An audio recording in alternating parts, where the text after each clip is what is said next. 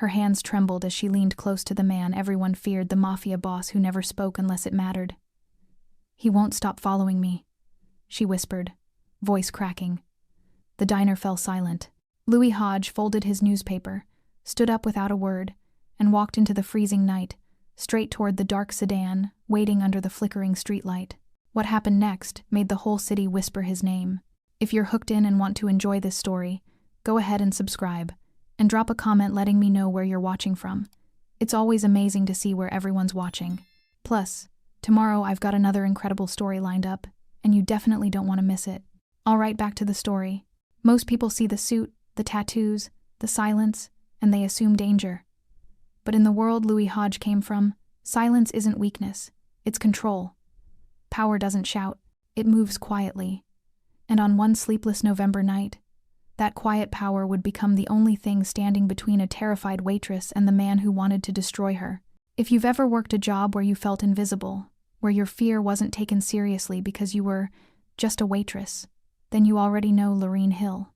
23 years old, with kind eyes that hadn't yet learned to be cynical. Lorene was the type of person who remembered your usual order after serving you once. She'd ask about your sick mother, your daughter's graduation, whether that job interview finally came through.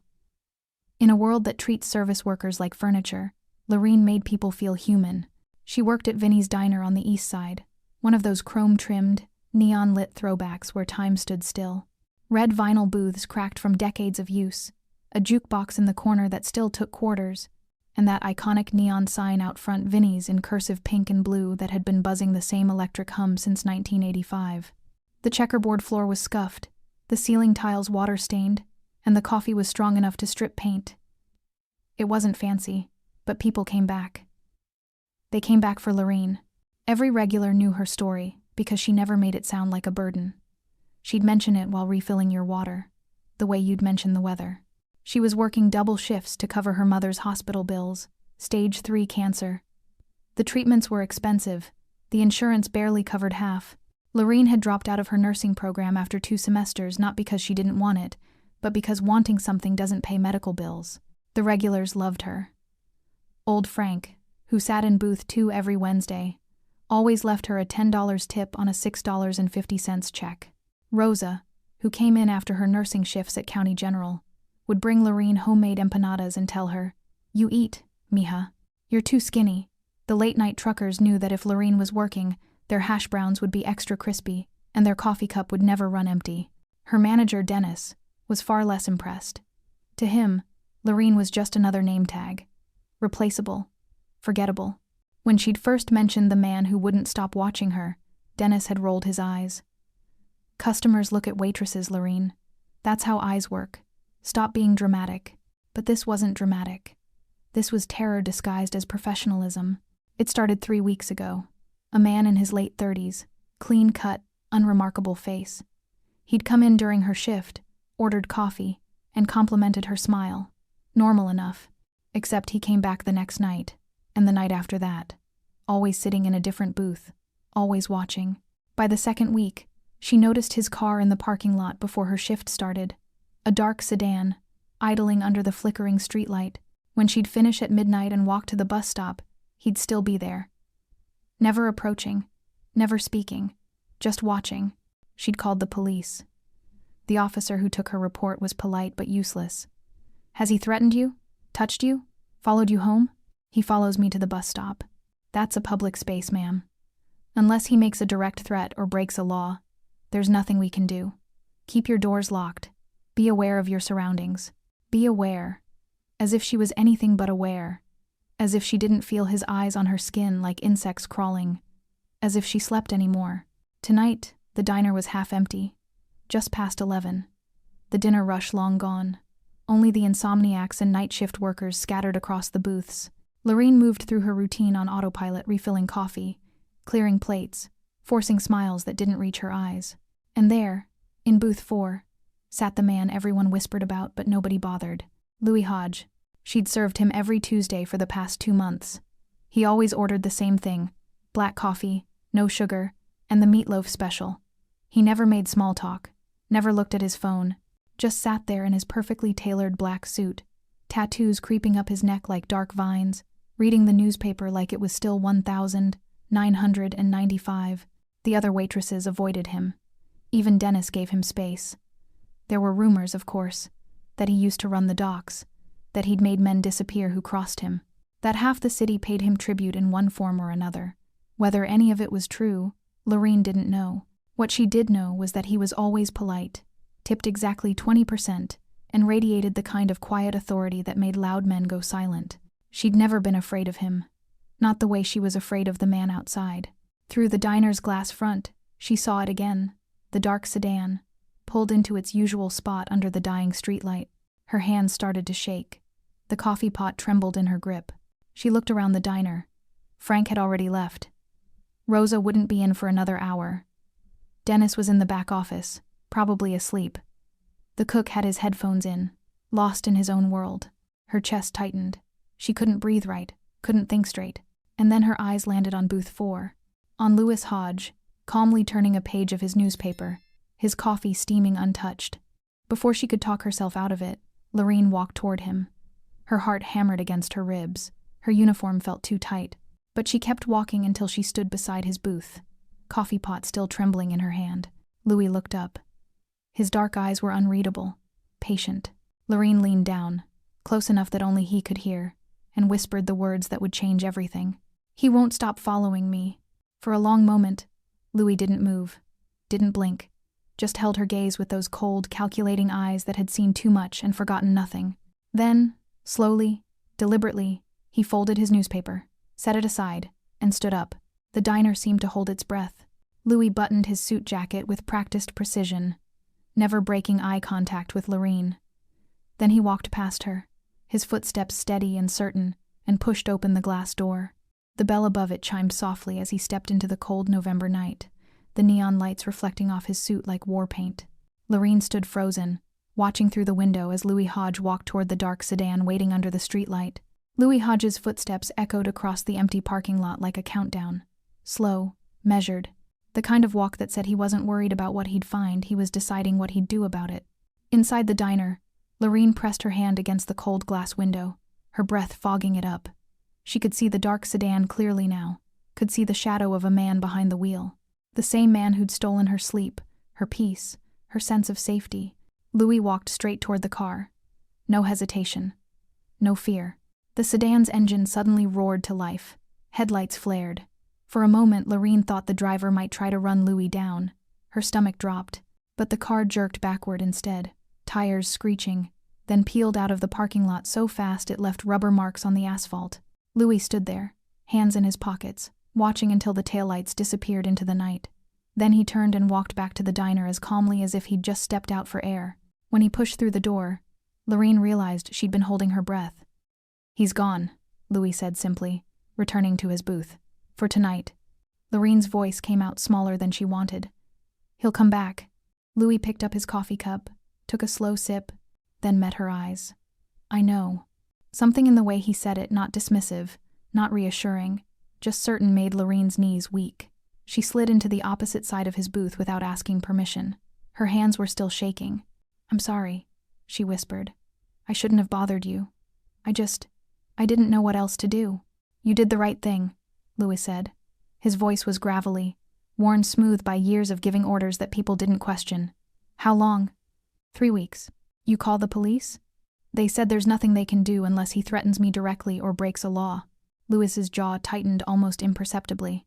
Of course they did. For a moment, neither of them spoke. The jukebox in the corner played something low and bluesy. The cook clanged pots in the kitchen, oblivious. Outside, the neon Vinnie's sign flickered and buzzed. "What's your name?" Louis asked. "Lorene. Lorene Hill." "Louis Hodge." He extended his hand across the table. His grip was firm but not crushing, the handshake of a man who knew exactly how much strength to use. "I know who you are," Lorene said quietly. "Everyone does."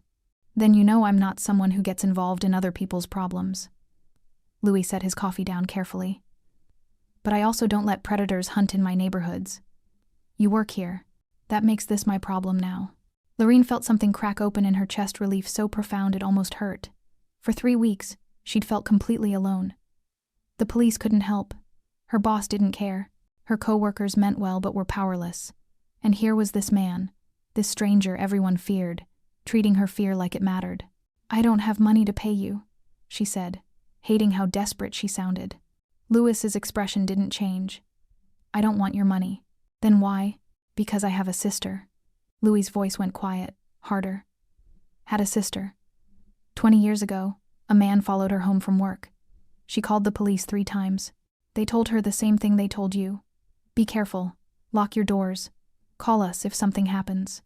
Lorraine's breath caught.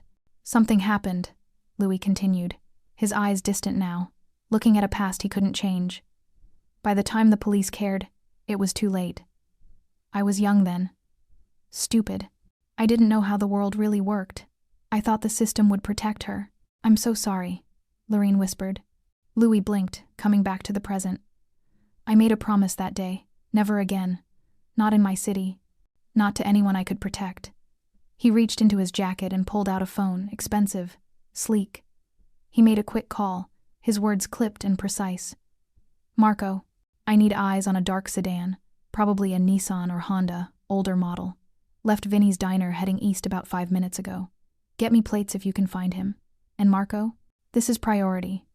He hung up without waiting for a response. Lorraine stared at him. "Who's Marco?" "Someone who works for me." Louis tucked the phone away. "By morning, I'll know his name, where he lives, where he works, and why he thinks it's acceptable to terrorize a 23-year-old girl trying to make a living. How did you... You're wearing a community college lanyard under your apron. You've got textbooks in your bag by the Register Early Childhood Education. You work doubles here and you're exhausted. It's not hard math." Louis's expression softened just slightly. "You're trying to build something good. Men like him? They target women like you because they think you're vulnerable. Alone. Easy prey." "I am alone," Lorraine said, her voice breaking. "Not anymore." Louis stood up, leaving 2 $20 bills on the table for a $7 check. "Tomorrow night, you'll see a black SUV in the parking lot. That's Marco. He'll make sure you get home safe. He'll be there every night until this is handled." "Handled how?" Louis looked at her for a long moment, and Lorraine saw something ancient and immovable in his eyes. "That depends on how smart this man is. If he walks away, he lives his life. If he doesn't..." Louis buttoned his jacket. "Then he learns that some people shouldn't be touched." He walked toward the door, then paused and turned back. "Lorraine, next time you're afraid, you come to me. You don't wait. You don't wonder if you're bothering me. Understood?" Lorraine nodded, tears suddenly hot in her eyes. Louis Hodge walked out into the November cold, and for the first time in 3 weeks, Lorraine felt like she could breathe. Lorraine didn't sleep that night, not because of fear this time, but because her mind couldn't stop replaying the moment Louis Hodge stood up from that booth, the way he'd walked out into the darkness like he owned it, the way he'd looked at her and said, "Not anymore." She lay in her cramped studio apartment, staring at the water-stained ceiling, listening to her upstairs neighbor's television bleeding through the thin walls. Her phone sat on the nightstand, silent. No threatening calls, no messages. Just the oppressive quiet of waiting for the other shoe to drop. At 5:47 a.m., she gave up on sleep and made instant coffee in her microwave. The apartment was cold. She kept the heat low to save money. Through her single window, she could see the sun just starting to bruise the horizon purple and gold. Her mother called at 6:30, like she did every morning. "Did you eat breakfast?" Her mother's voice was thin, weakened by chemotherapy but still carrying that maternal edge that wouldn't quit. "I'm having coffee, Mama." "Coffee isn't food, Lorraine Marie." Lorraine smiled despite herself. Even dying, her mother worried about her more than herself. "I'll grab something at work." "You work too hard, baby." "Someone's got to pay those medical bills," Lorraine said lightly, though they both knew it wasn't light at all. "I wish." "Don't." Lorraine cut her off gently. "Don't wish for anything except getting better. That's all I need." After they hung up, Lorraine stood in front of her tiny bathroom mirror, studying her reflection. Dark circles under her eyes, hair that needed washing but would have to wait another day, the pink waitress uniform hanging on the back of the door, waiting for another shift. She looked exhausted, worn down. Exactly the kind of person predators thought they could break, but she wasn't broken. Not yet. By the time her evening shift started at Vinny's, Lorraine had worked 8 hours at the laundromat, eaten a granola bar for lunch, and taken 2 buses across town.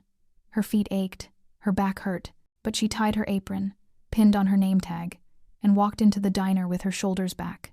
Dennis was already annoyed. "You're 3 minutes late." "The bus." "I don't care about the bus. 3 minutes is 3 minutes." He jabbed a finger toward the counter. "Table 5 needs water. Booth 2 needs menus. Move." Lorene bit back what she wanted to say and moved. The dinner rush hit hard. Truckers wanting meatloaf and mashed potatoes. A family with 3 screaming kids. College students camping out with 1 order of fries and free coffee refills for 2 hours. Lorene moved through it all on autopilot, her mind half somewhere else, half watching the parking lot through the window. The dark sedan didn't come.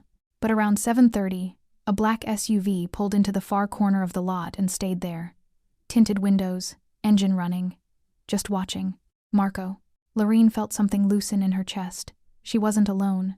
By 9 o'clock, her section had cleared out except for old Frank, working on his second piece of pie, and a young couple too wrapped up in each other to notice anything else existed. That's when Dennis cornered her by the coffee station. "What's with the SUV?" he asked, his voice low and suspicious. "What SUV?"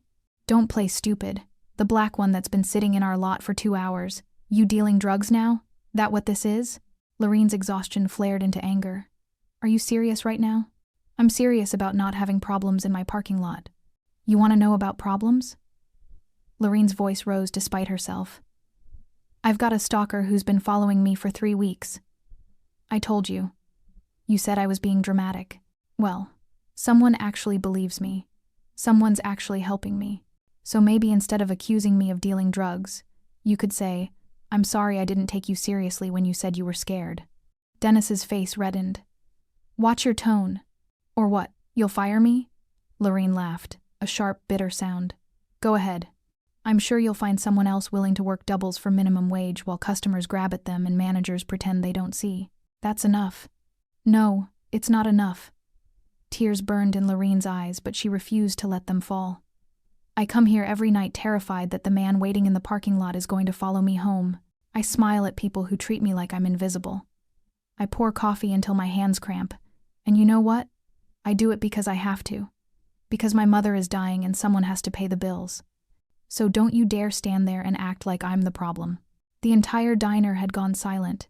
Even the couple stopped kissing. Old Frank looked up from his pie, his eyes soft with sympathy. Dennis's jaw worked.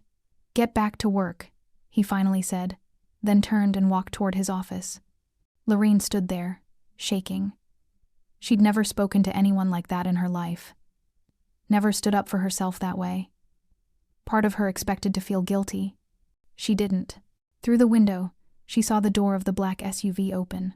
A man stepped out tall, broad-shouldered, wearing a leather jacket. He leaned against the vehicle, arms crossed, his message clear. "I see you. I'm here. Marco." Old Frank cleared his throat. "That coffee of mine's looking a little empty, sweetheart." Lorene grabbed the pot with still trembling hands and walked over. As she poured, Frank patted her hand. "Proud of you," he said quietly. "Takes guts to stop being invisible." Lorene managed a small smile. "I'm tired of being scared." "Good," Frank said. "Fear makes you small. Anger makes you strong." Louis Hodge didn't believe in coincidences. In his world, patterns meant something. And the pattern around Lorene Hill's stalker was starting to paint a very specific picture. He sat in the back office of one of his legitimate businesses, a construction company that actually built things, employed people, paid taxes. The room was sparse. A desk, 2 chairs, filing cabinets that held real paperwork. This wasn't a front. This was the life he'd built after walking away from the blood. But some skills never fade. Marco stood across from him, holding a manila folder that represented 3 days of surveillance. "His name is Eric Monroe," Marco said, dropping the folder on the desk. 37. Lives in a studio apartment in Riverside. Works part-time at an electronics store, but his spending doesn't match his income. Louis opened the folder. Inside were photographs taken with a telephoto lens. Monroe leaving his apartment. Monroe sitting in coffee shops. Monroe parked outside Vinny's diner. And then the ones that made Louis's jaw tighten, Monroe sitting in his car with binoculars, a camera with a long lens on his passenger seat. "He's not just watching," Louis said quietly. "No." Marco leaned forward. "Boss, there's more. I ran his background. 2 restraining orders, both from women, one in Ohio, one in Pennsylvania. Both dropped when the women moved away suddenly. Suddenly. Yeah, suddenly. Marco's expression darkened. And there's a missing person case from 2019. A woman named Jennifer Davis. She worked at a restaurant in Columbus. Filed a police report about a customer who wouldn't leave her alone. 3 weeks later, she disappeared.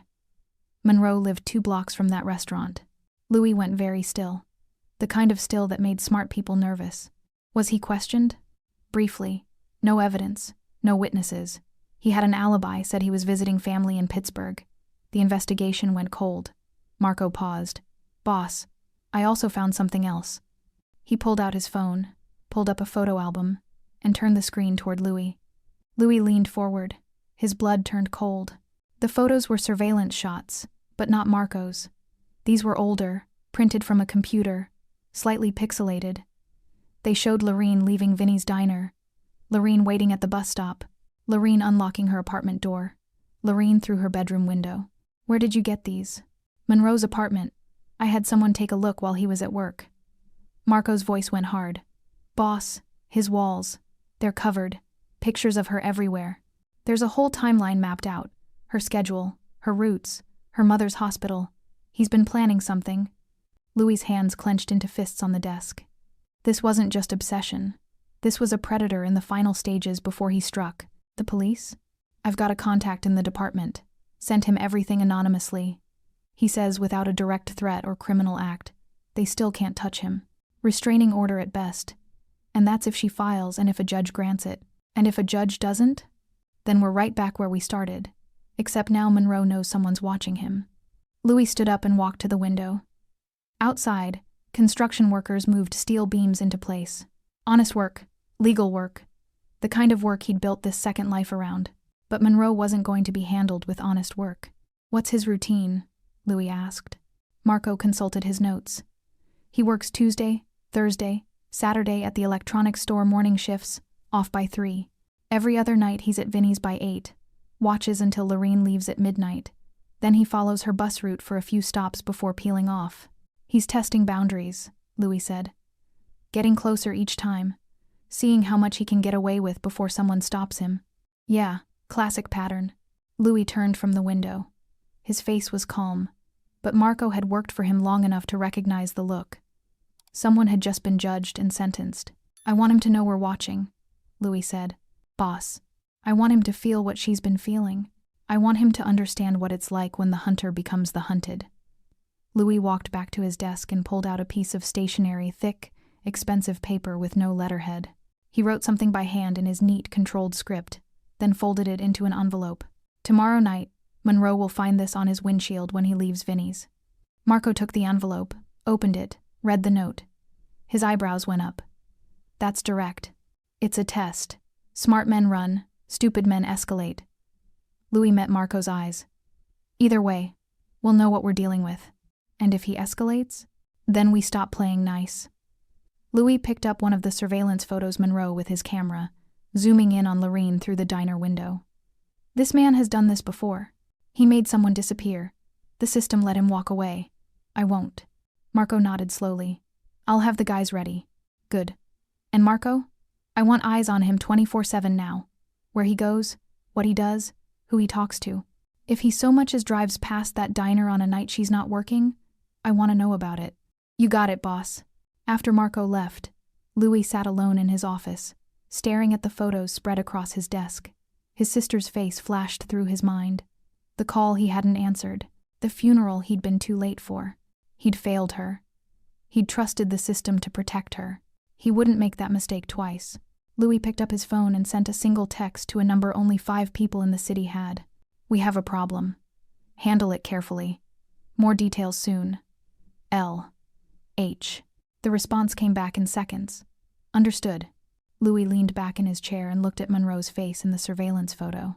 You picked the wrong girl, he said quietly to the empty room. And you're about to learn what happens when you hunt in my territory. The envelope appeared on Eric Monroe's windshield at exactly 11:43 p.m. on a Thursday night. He'd been sitting in his usual spot, watching Lorene through the diner's windows as she cleared tables, her pink uniform moving under the fluorescent lights like a target. When he returned to his car, he almost didn't notice the black envelope tucked under his wiper blade, but when he picked it up, his hands started to shake. Inside was a single photograph him, sitting in this exact spot, camera raised, zooming in on the diner. The angle suggested it had been taken from behind him. Someone had been watching him watch her. Below the photo, handwritten in precise script, "We see you now." Monroe looked around the parking lot, his breath coming faster. The streetlight flickered. A semi-truck rumbled past on the highway. Everything looked normal, but nothing felt normal anymore. He got in his car and drove away faster than usual, checking his rearview mirror every few seconds. He didn't notice the black SUV that followed him all the way home. Friday night came. Lorene's shift started at 6.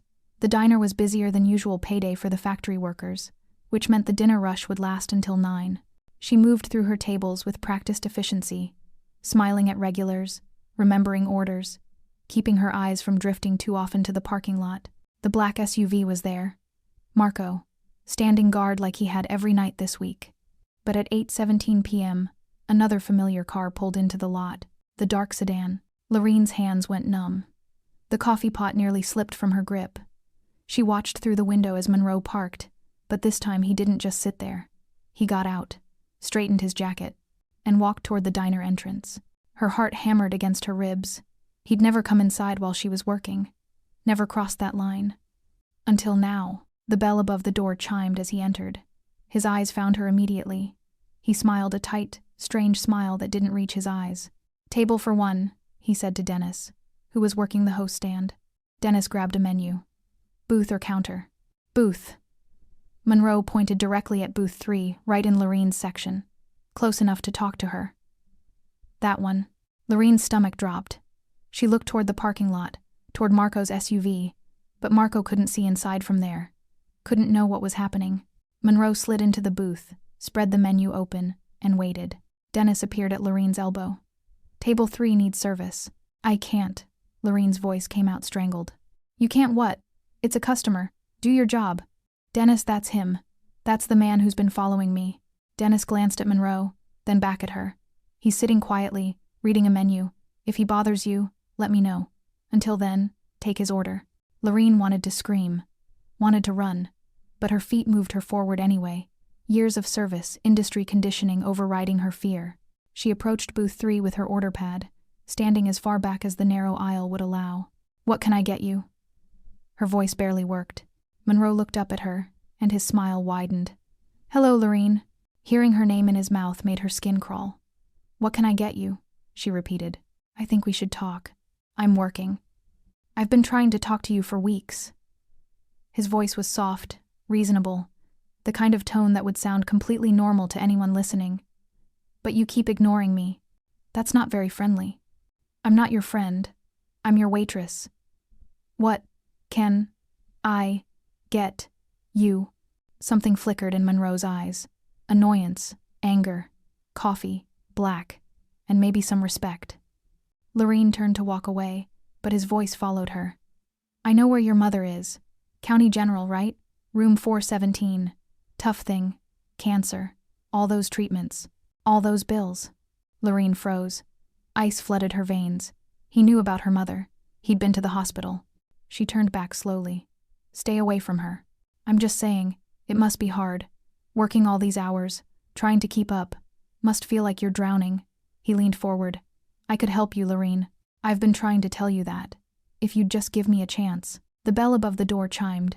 Everyone in the diner felt it, that sudden shift in the air when someone dangerous walks into a room. Conversations died mid-sentence. Even the jukebox seemed to lower its volume.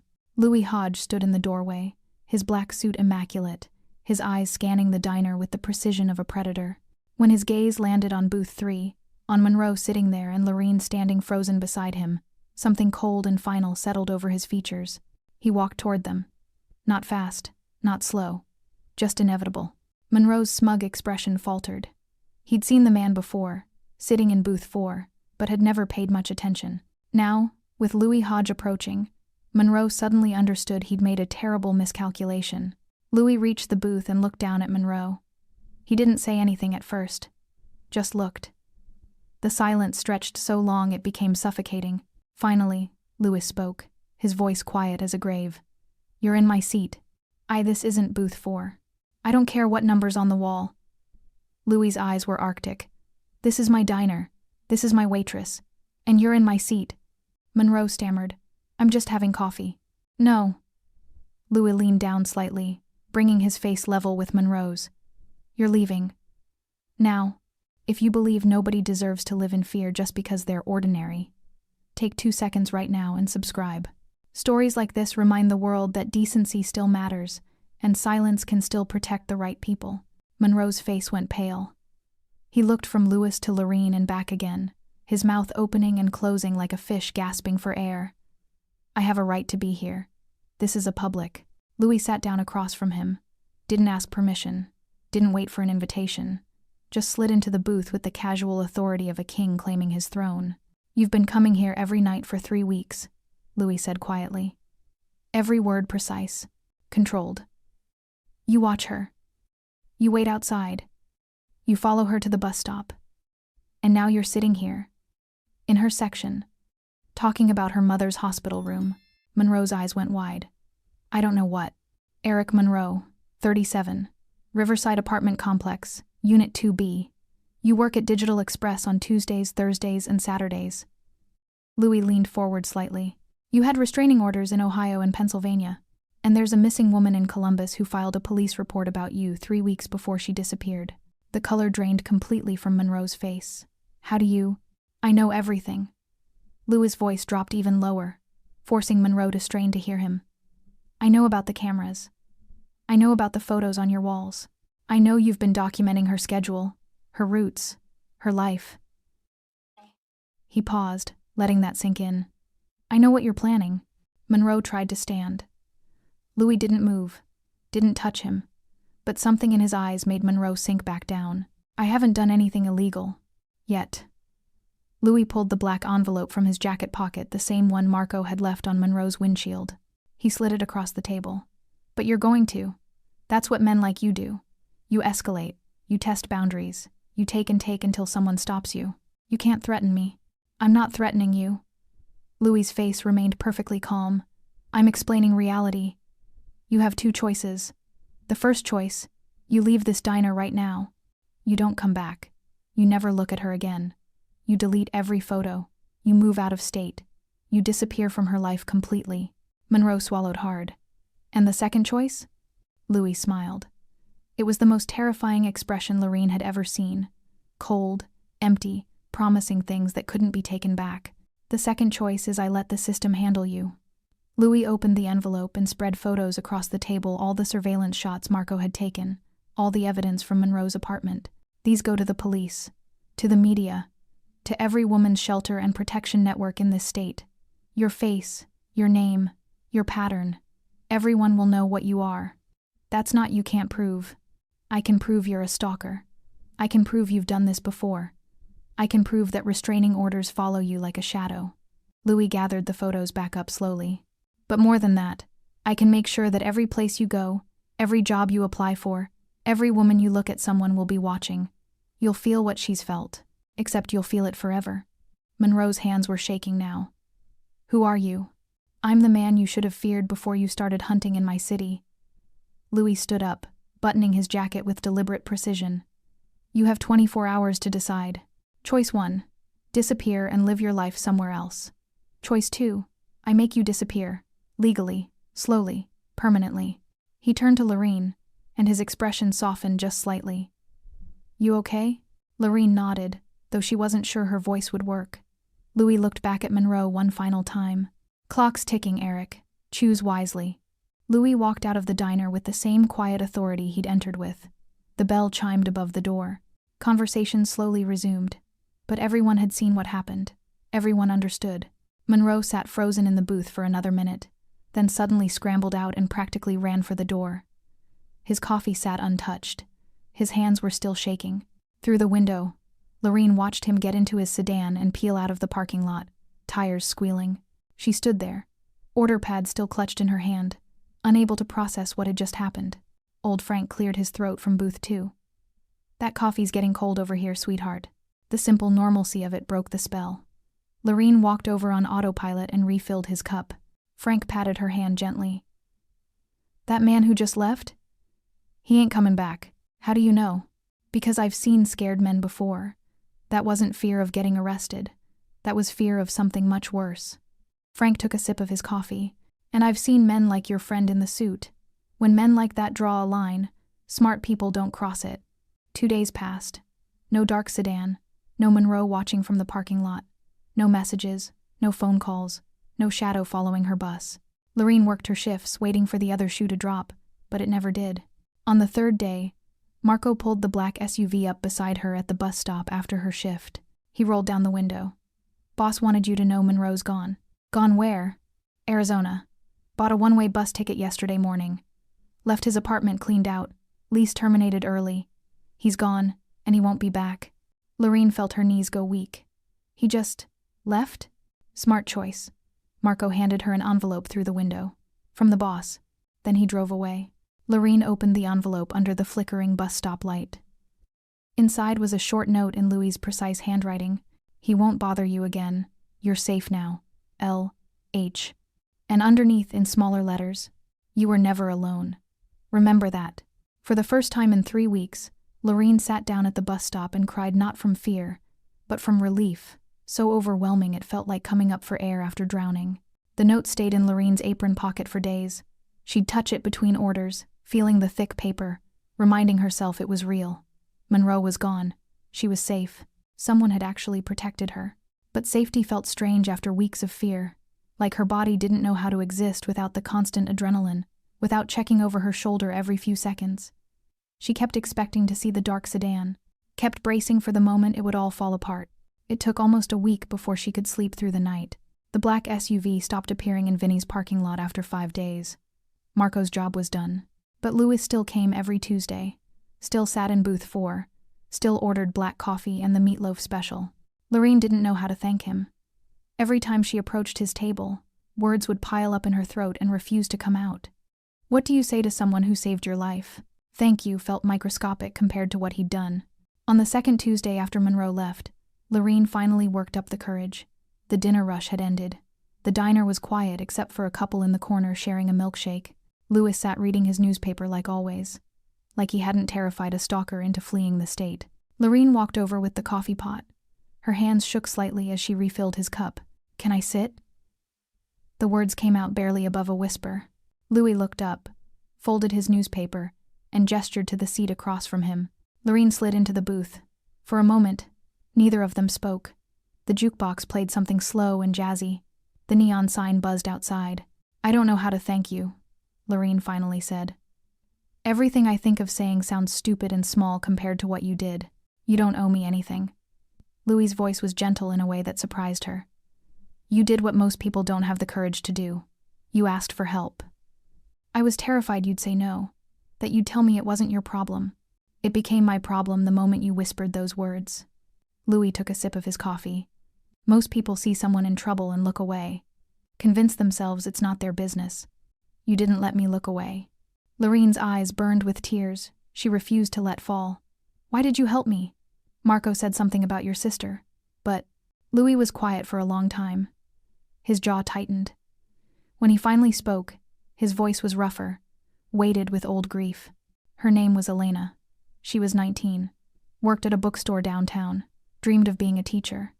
He stared at his coffee cup like he could see the past reflected in the dark liquid. A customer started following her. She called the police 3 times. They told her the same useless things they told you. Be careful. Lock your doors. Call if something happens. Louis. She called me the night he broke into her apartment. I was 23. Stupid. Running with the wrong people. Making money in ways that would have broken her heart if she'd known. I was in the middle of a card game when she called, his hands clenched around the coffee cup. I told her I'd call her back. I had aces. Thought I could win big. Lorene's throat tightened. By the time I got to her apartment, the police were already there.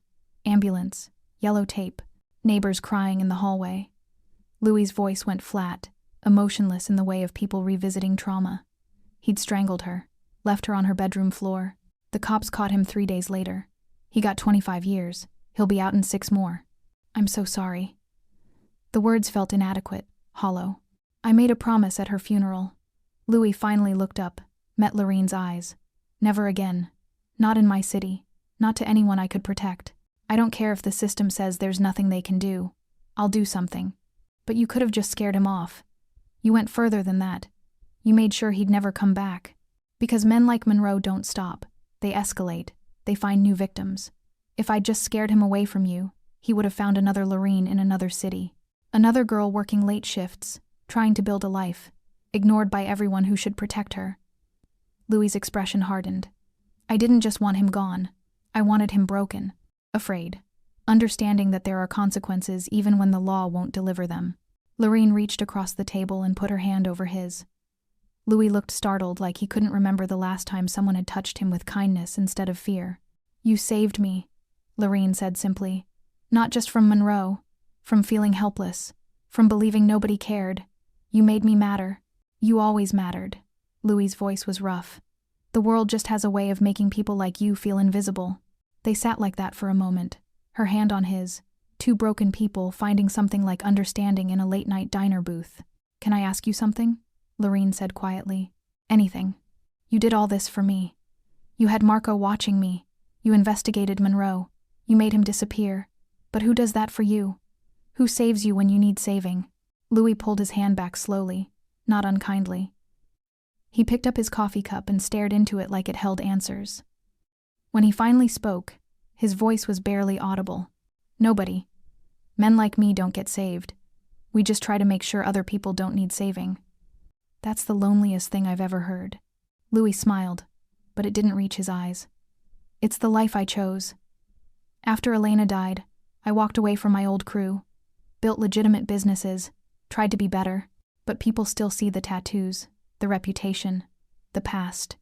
They see a monster. I don't see a monster. Lorene's voice was firm. I see the man who stood up when nobody else would. I see the man who made me feel safe for the first time in weeks. I see someone who understands what it's like to lose someone and refuses to let it happen again if he can stop it. Louis looked at her for a long moment, something shifting in his expression, surprise, maybe, or gratitude, or the faint recognition of being seen as human rather than dangerous.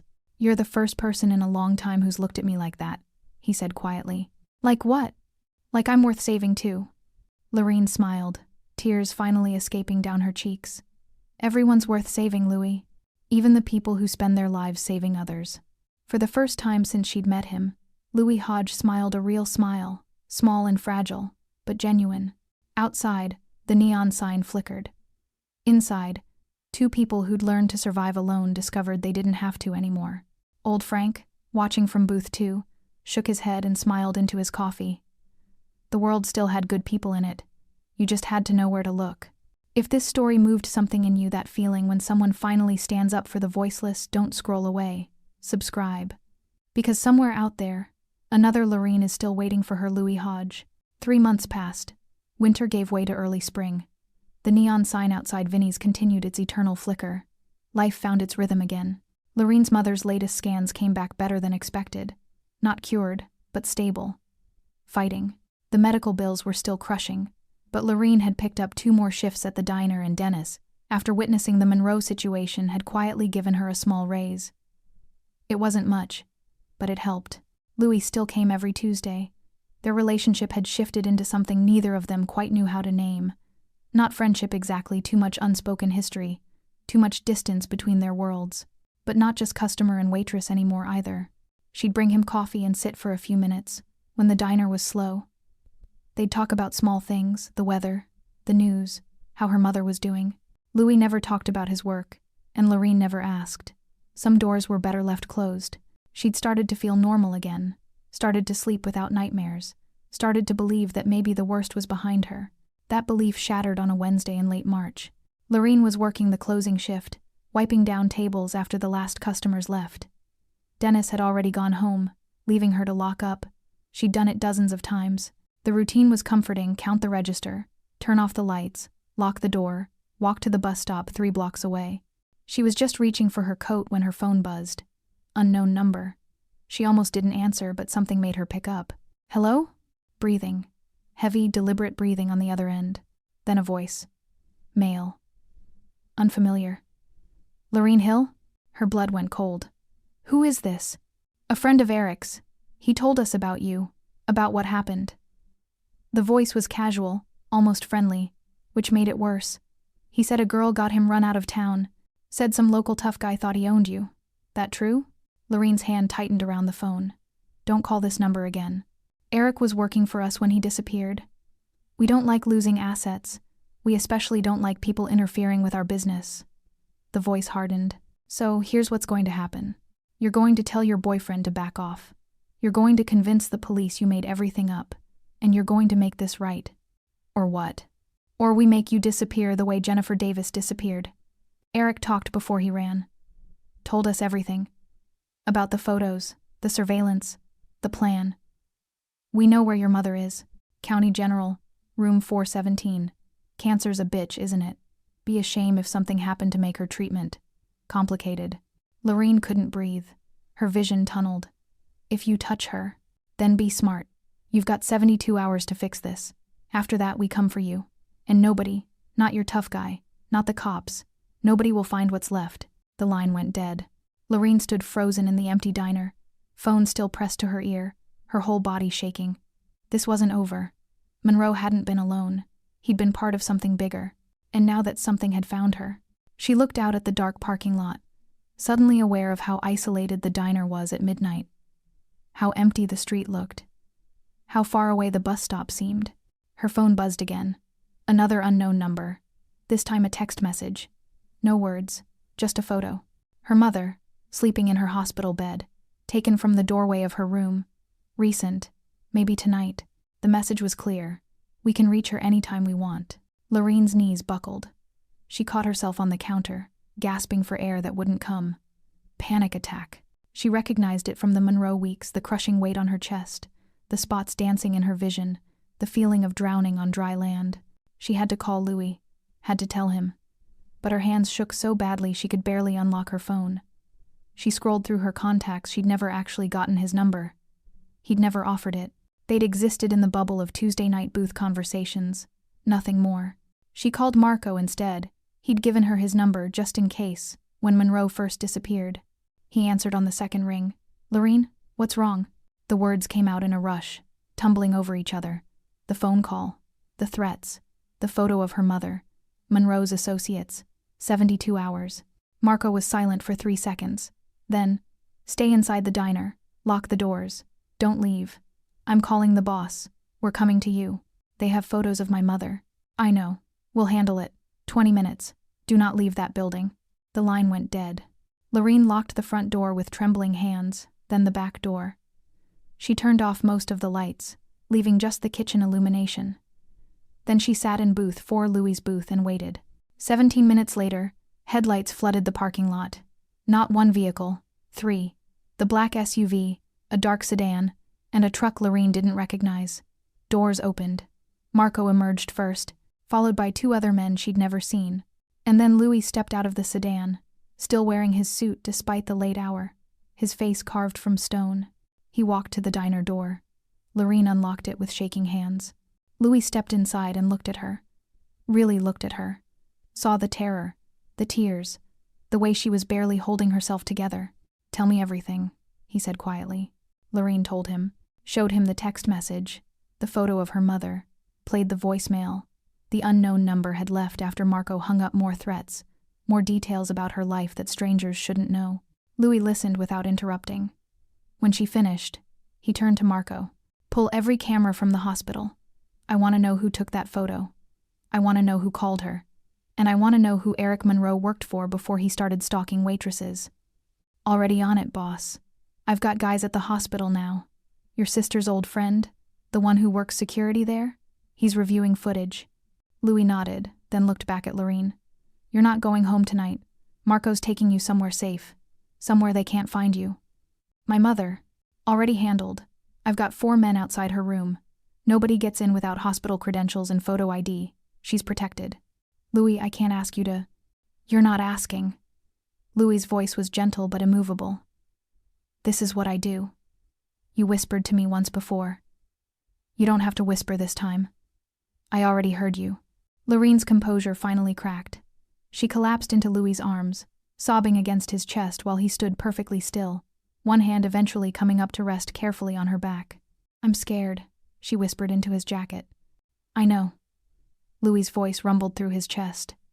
But fear only works if you're alone. And you're not alone anymore." He pulled back, looked down at her seriously. "These people made a mistake. They thought threatening you would make you weak, but all they did was make themselves my problem. And I handle my problems permanently." Marco cleared his throat. "Boss, we should move. If they're watching, they know we're here." Louis nodded. He guided Lorene toward the door, then paused and looked back at the empty diner at booth 4, where this had all started months ago with 5 whispered words. "This ends now," Louis said quietly. "One way or another, this ends." The safe house was a second-floor apartment above one of Louis' construction offices in a quiet industrial district. Clean, furnished, anonymous. Marco had taken Lorene there in silence, checking the street 3 times before letting her out of the SUV. "Stay away from windows," he'd told her. "Don't answer the door for anyone but me or the boss. Someone will bring you food in the morning." Then he'd left, and Lorene had been alone with her fear. She didn't sleep. She sat on the couch in the dark, phone clutched in her hand, jumping at every sound. The refrigerator humming, the building settling, car doors slamming in the distance. Everything became a threat. At 3:47 a.m., her phone rang. "Louis." She answered before the second ring. "Hello? Your mother's fine. I just left the hospital. She doesn't know anything's wrong. I told the nurses to tell her the extra security is standard protocol for late-night floors." Louis' voice was calm, steadying. "She asked about you. I told her you were covering a shift for a sick coworker." Lorene exhaled shakily. "Thank you." Marco found the man who took the photo. Hospital security footage caught him entering the building at 9:47 p.m., leaving at 10:03. "We have his face. We're running it now." "Who is he?" "Someone who made a very poor career choice." Louis paused. "Lorene, I need you to understand something. What happens next? It's going to happen fast. These people expected you to be alone and scared. They expected you to fold. They don't know who they're dealing with. What are you going to do?" "What I should have done with Monroe, I'm going to find the source. Cut the head off the snake." His voice hardened. "Men like this, they think they're predators. They think they're wolves. They're not. They're parasites. And parasites die when you expose them to light. Louis, please be careful. I've been doing this a long time. Trust me." The line went dead. Lorene sat in the dark, praying to a God she wasn't sure listened anymore. Praying that Louis would be safe, that her mother would stay protected, that this nightmare would actually end. 18 hours later, everything came to a head. Louis' network had worked fast. The man from the hospital was identified as Tyler Graves, a low-level enforcer for a smuggling operation that moved contraband through the city's port. Eric Monroe had worked for them as a surveillance specialist, watching targets, gathering information, finding vulnerabilities. When Monroe had fled to Arizona, he'd told his employers about the girl who'd gotten him run out of town, about the man who'd threatened him. The organization saw it as disrespect, a challenge to their authority. They'd sent Graves to scare Lorene, to remind everyone that they couldn't be touched. They were wrong. Louis had Marco track Graves to a warehouse near the docks, the same warehouse where the smuggling operation stored goods between shipments. A meeting was scheduled for tonight. Graves would be there with 3 others. Louis arrived with 6 men at 11:30 p.m. The warehouse district was dark, silent except for foghorns in the harbor and the distant rumble of freight trains. They didn't knock. Louis's men entered through the side doors, moving with the practiced efficiency of people who'd done this before. Graves and his associates were sitting around a card table, drinking beer, laughing about something. The laughter died when they saw Louis Hodge step into the light, flanked by Marco and 2 others built like concrete walls. "Gentlemen," Louis said pleasantly, "we need to talk about phone calls and hospital photos and threats made against people under my protection." Graves stood up fast, hand moving toward his waistband. One of Louis's men was faster, disarming him with brutal efficiency before he could even get his hand on the weapon. "Sit down, Tyler." Louis's voice never rose above conversational volume, which made it more terrifying. "Nobody needs to get hurt tonight if you're smart." "You don't know who you're messing with," one of the other men started. "Morrison family, mid-level smuggling operation. You move electronics through the port, sell them wholesale to fences in 3 states. You clear about $200,000 a year, split between 8 people. Louis pulled out a chair and sat down at their table like he'd been invited. "You're not major players. You're not protected. You're just criminals who thought you could threaten a 23-year-old girl because one of your surveillance guys got scared away." The men exchanged glances. Louis could see them calculating odds, assessing escape routes. "Here's how this works," Louis continued. You have one choice. Leave Lorraine Hill alone. Completely. Forever. You don't call her. Don't text her. Don't drive past her work. Don't even think her name in your sleep. You act like she never existed. And if we don't? Graves tried to sound tough, but his voice shook. Louis leaned forward. Then I call the detective who owes me 3 favors and give him everything I know about your operation. Storage units, shipping schedules, fence contacts. Your whole network becomes FBI evidence within 72 hours. Most of you will do 5 to 10 in federal prison. You're bluffing. Marco dropped a thick folder on the table. Inside were photos, shipping manifests, license plate numbers, names and addresses. Evidence that would dismantle their entire operation. I don't bluff. Louis said simply. I prepare. I investigate. And when someone threatens people under my protection, I make sure they understand the consequences aren't theoretical. One of the younger men stood up. We just wanted to send a message. Message received. Louis's voice cut like a blade. Now here's mine. You leave her alone. Or I don't just destroy your operation. I destroy your lives. I make sure every criminal organization in this city knows you folded the moment someone pushed back. I make sure prison is the safest place you could possibly end up. The room was silent except for the sound of water dripping somewhere in the warehouse. Graves slumped in his chair. Fine. Jesus. Fine. We'll leave her alone. Say her name. What? Say her name. Lorraine Hill. Say you'll leave Lorraine Hill alone. Graves's jaw clenched. We'll leave Lorraine Hill alone. And her mother. And her mother. Louis stood up, buttoning his jacket. If I hear you've broken this agreement, if I hear you've so much as mentioned her name in passing, there won't be a second conversation. Do we understand each other? All 4 men nodded. Louis walked to the door, then paused and looked back. Eric Monroe was your surveillance guy. He stalked women, made one disappear, and you knew. You knew and you used him anyway because his particular sickness made him good at watching people. Graves said nothing. That tells me everything I need to know about the Morrison family. You're not businessmen. You're predators who monetized predation. So let me be crystal clear. If I ever hear you've enabled another Monroe, if another woman ends up in danger because you looked the other way, I won't settle for phone calls and negotiations. I'll burn your entire operation to the ground and make sure everyone knows why. Louis walked out into the night. Marco and the others followed. Behind them, 4 men sat in stunned silence, understanding they'd just been given their only warning. As they drove away, Marco glanced at Louis. Think they'll listen? They'll listen. Fear is an excellent teacher when applied correctly. Louis looked out the window at the dark city passing by. Call the detective anyway. Give him half the evidence. Not enough to prosecute, but enough that the Morrison family knows we could have. Sometimes mercy needs teeth. Will do, boss. Louis pulled out his phone and called Lorraine. She answered instantly. It's over, he said simply. They won't bother you again. I'm sending Marco to bring you home. He heard her sob with relief on the other end. Thank you. Thank you so much. No thanks needed. Just live your life, Lorraine. Be safe. Be happy. That's all the thanks I need. He hung up and stared out at the city he protected through methods the law couldn't acknowledge. A city full of Lorraines who needed someone to stand between them and the wolves. Somewhere in the darkness, sirens wailed. The city never slept, and neither did the people who protected it from the shadows. 6 months later, spring had turned to early autumn. The leaves were just beginning to hint at gold and crimson. The air carried that first bite of coming cold. Vinny's diner looked exactly the same as always. The neon sign still flickered, its pink and blue promise. The chrome still gleamed under fluorescent lights, and the coffee still tasted like it was brewed for function over flavor. But Lorraine Hill had changed. She still worked the evening shift, still remembered orders and asked about grandchildren and brought extra fries to people who looked like they needed them. But she stood straighter now, smiled wider, slept through the night without jumping at shadows. Her mother's cancer was in remission. Not cured cancer was never truly cured but stable. Fighting. The doctors were cautiously optimistic. The bills were still crushing, but Lorraine had started classes again at the community college. One class, early childhood education. Small steps toward the dream she'd put on hold. Louis still came every Tuesday, still sat in booth 4, still ordered black coffee and the meatloaf special. But their relationship had evolved into something that looked like friendship, though neither of them would have called it that. She'd bring him coffee and sit for 10 minutes when the diner was slow.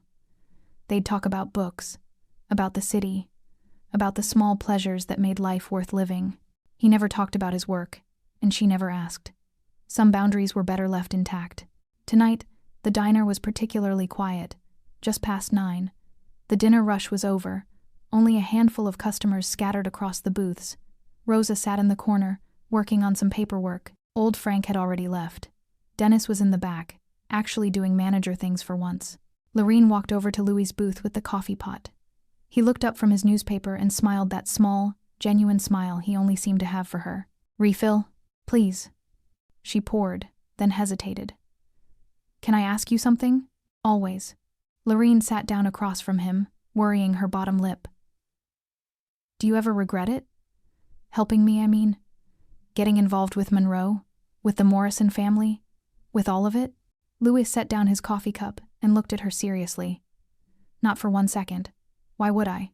Because it was dangerous. Because it pulled you back into a world you were trying to leave behind. Because," she gestured vaguely, "I'm nobody. Just a waitress. Why risk so much for me? You're not nobody." Louis's voice was firm. "You're a daughter working herself to exhaustion to save her mother.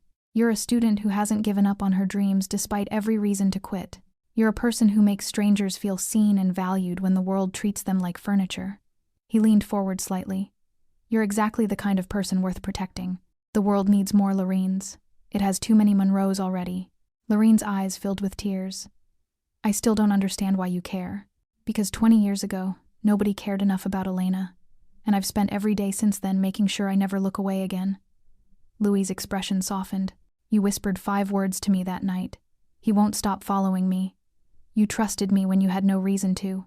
You saw past the reputation and the fear, and asked for help. That took more courage than people realize. I was terrified you'd say no. I was terrified you wouldn't ask." Louis smiled sadly. "Do you know how many people I see every day who are suffering but stay silent? Who convince themselves their problems don't matter or nobody would care? You didn't do that. You asked. And that made all the difference." They sat in comfortable silence for a moment. The jukebox played something old and jazzy. Outside, the neon sign flickered its eternal rhythm. "I got something for you," Louis said, reaching into his jacket. He pulled out an envelope, thick, cream-colored paper, just like the note he'd left her months ago. Lorene took it with trembling hands. Inside was a key on a simple keychain, and a short note in Louis's precise handwriting. "For your mother's hospital bills, and for your future. No payments, no interest, no strings. Just a gift from someone who believes in second chances and dreams that shouldn't die because money got in the way. L.H." Lorene opened her mouth to protest, but Louis held up a hand. "Before you say you can't accept it, understand something. I make more money than I could spend in 3 lifetimes. Most of it goes to causes and people who need it more than I do. You're not charity, you're an investment. I'm investing in a future kindergarten teacher who will make dozens of children feel seen and valued the way you make everyone in this diner feel. That's worth more than money." "Louis, I can't." Tears spilled down her cheeks. "You can, and you will. Because I'm not asking, I'm telling you." His voice was gentle but immovable. "Take the help, Lorene. Let someone care about you for once. You've been fighting alone long enough." Lorene clutched the envelope to her chest, sobbing quietly. Louis reached across the table and squeezed her hand once, briefly, then let go. "Thank you," she whispered. "For everything. For saving me, for protecting my mother. For this, I don't know how to ever repay you. You already did. You reminded me why I do this work. You reminded me that there are still good people in the world worth protecting." Louis stood up, leaving his usual tip on the table. "Live a good life, Lorene Hill. Be happy. Make those kids feel seen. That's all the repayment I need." He started toward the door, then paused and looked back one more time. "And Lorene? If you ever need anything at all, you know where to find me. Every Tuesday, booth 4. Louis Hodge walked out into the autumn night, his black suit sharp against the darkness, his footsteps sure and steady. Lorene sat alone in the booth, holding the envelope that would change her life, and understood something she'd never quite grasped before. Heroes don't always wear badges or capes. Sometimes they wear black suits and drink terrible coffee. Sometimes they sit quietly in corner booths, watching over a diner and everyone in it. Sometimes they're the people everyone else fears, using that fear to protect those who can't protect themselves. Rosa walked over with a knowing smile. "That man's one of the good ones." "Yeah," Lorene said, wiping her tears. He really is. She looked down at the key in her hand, then at Louis's empty coffee cup. Tomorrow she'd start the paperwork to return to school full-time. She'd pay off her mother's hospital bills. She'd build the life she'd been too afraid to dream about. But tonight, she'd just sit in this booth and remember that she'd whispered to a stranger in desperation and found a guardian instead. Old Frank came back in from his car, having forgotten his hat. He saw Lorene crying and paused. "You okay, sweetheart?" Lorene smiled a real smile, bright and genuine and full of hope. "Yeah, Frank, I'm better than okay. I'm going to be fine." "Good." Frank retrieved his hat and tipped it to her. "World needs more people like you in it. Kind people. Good people." After he left, Lorene finally stood up and went back to work. She refilled coffee and cleared tables and made small talk with the late-night customers who wandered in. But everything felt different now. Lighter, like a weight she'd been carrying had finally been lifted. At closing time, she locked up the diner and stood outside, under the flickering neon sign. The street was quiet. No dark sedans, no shadows following her. Just the normal sounds of a city settling into sleep. A text came through from Marco. "Boss wanted me to make sure you got home safe. I'm in the lot behind you." She turned and saw the black SUV, headlights off, Marco giving her a small wave. Lorene laughed, really laughed for the first time in what felt like forever. Even after everything, they were still protecting her. She waved back, then walked to the bus stop with her head high and her heart full. The bus pulled up 3 minutes later. As it carried her home through the city streets, Lorene pulled out the note from Louis one more time and read the final line. "Sometimes the devil is the only one who listens to prayers the angels ignore." She tucked it carefully into her wallet, next to a photo of her mother. Tomorrow she'd start her new life. Tomorrow she'd begin building the future Louis had made possible. But tonight, she'd just be grateful that on one cold November night, she'd found the courage to whisper 5 words to a stranger in a black suit, and that stranger had stood up. The city lights blurred past the bus window, and Lorene Hill smiled, finally understanding what safety felt like. And somewhere across the city, in a construction office above an empty lot, Louis Hodge sat at his desk, reviewing contracts, a small smile on his face, knowing he'd kept his promise to Elena one more time. The world still had monsters in it, but it also had people willing to fight them. And sometimes, that made all the difference. Thanks for sticking with this story till the end. If you enjoyed it, you're going to love the next one. It's packed with unexpected turns and heartfelt moments. Click the image on your screen to keep the journey going, and make sure to hit subscribe for more amazing stories. Drop a comment and rate this story from 1 to 10. I can't wait to see what you think.